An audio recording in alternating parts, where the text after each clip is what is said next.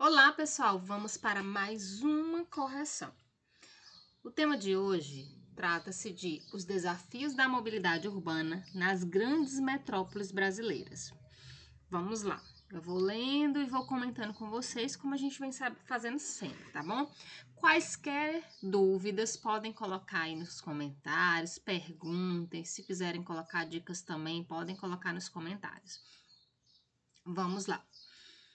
Desde o início das primeiras cidades do mundo, situadas nas civilizações mesopotâmicas ao decorrer do século 30 a.C., é imprescindível que a mobilidade e os meios de transportes acarretem, né? Porque depois vai vir uma sequência de informações, acarretem fluxos.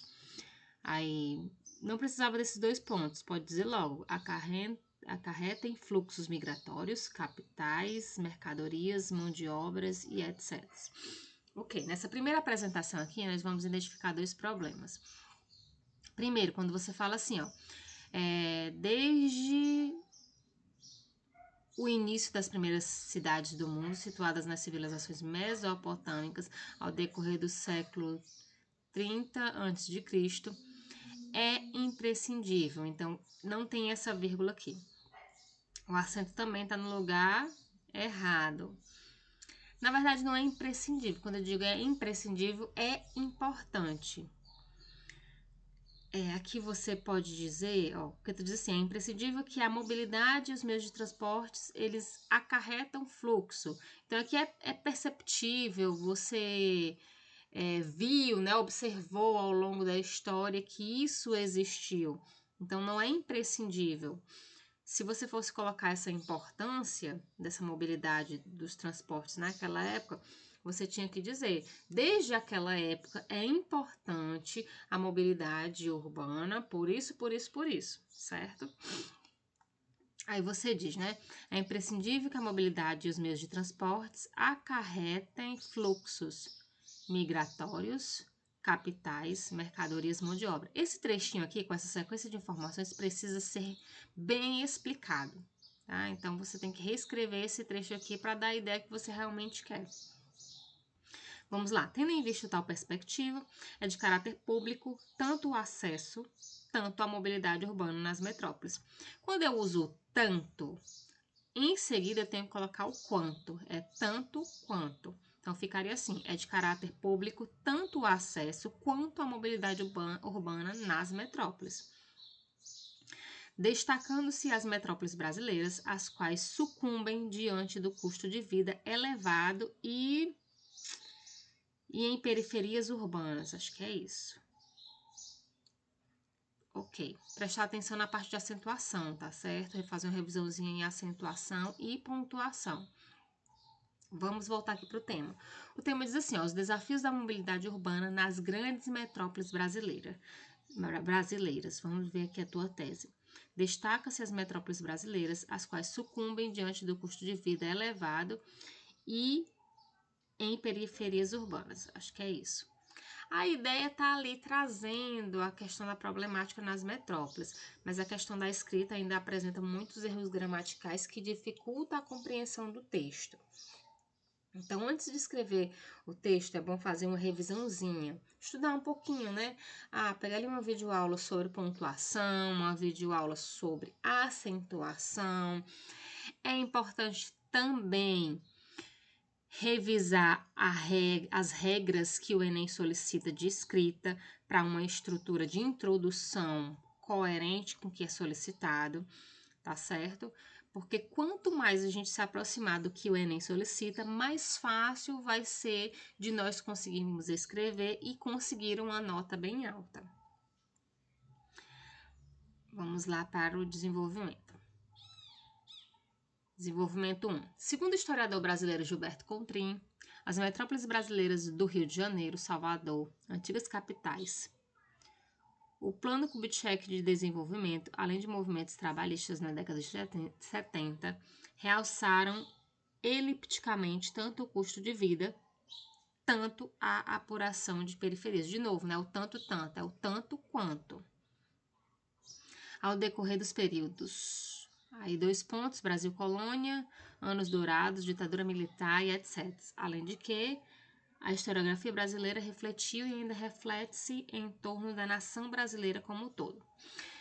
Para você que aí está treinando bastante a redação para o Enem, sabe das regras, acompanha todas as correções, coloquem aí nos comentários qual o problema desse parágrafo aqui.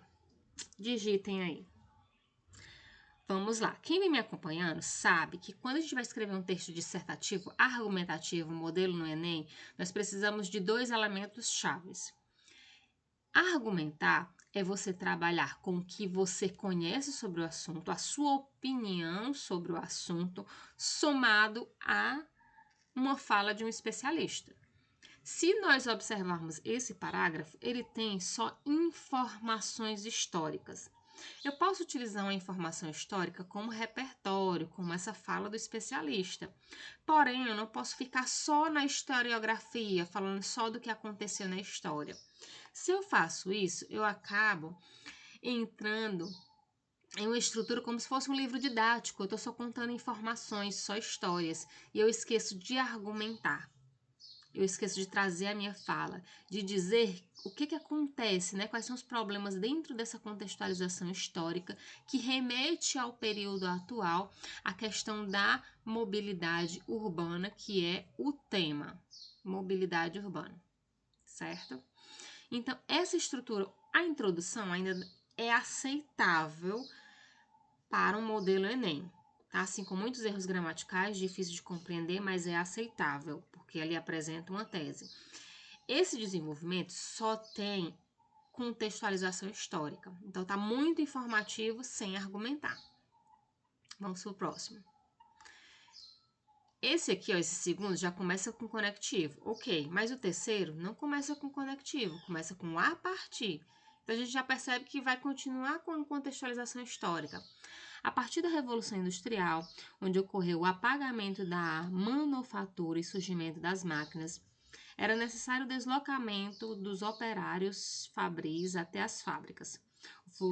O fluxo de mão de obra aumentou, assim como a mobilidade urbana e seus respectivos paradigmas. O homem é submisso ao relógio, ao mesmo tempo, os meios de transportes também situa-se a tal. Nesse parágrafo aqui, você conseguiu puxar a historiografia para a questão da mobilidade urbana, mas também não existe argumentação, está somente informativo, tem muitas informações. Vamos lá para a intervenção. Sob esses percalços, o papel cabível ao Ministério da Economia brasileira em controlar a inflação é justamente cabível à redução do preço do Vale Transporte, ainda alto, e